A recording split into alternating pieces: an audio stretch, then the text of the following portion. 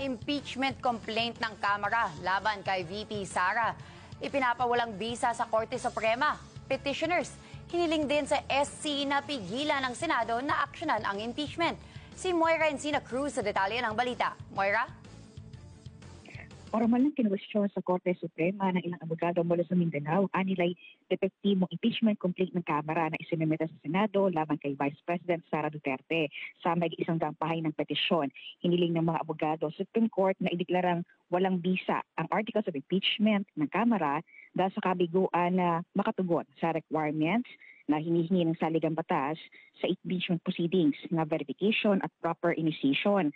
Ang lagdaan nila na mahigit 200 kongresista na pabor sa impeachment ay hindi katumbas ng proper verification. Katwiran pa nila, minadali o nire-road ng Kamara ang impeachment process. Katunayan nito ay hindi nila binigyan ng due process at walang abiso si VP Sara bago ang paghahain ng impeachment complaint. Hindi rin nila dumaan sa pag-review at deliberasyon ng Committee on Justice ng Kamara ang ika-apat na impeachment complaint na nakasaad sa rules ng Kamara ukol sa impeachment.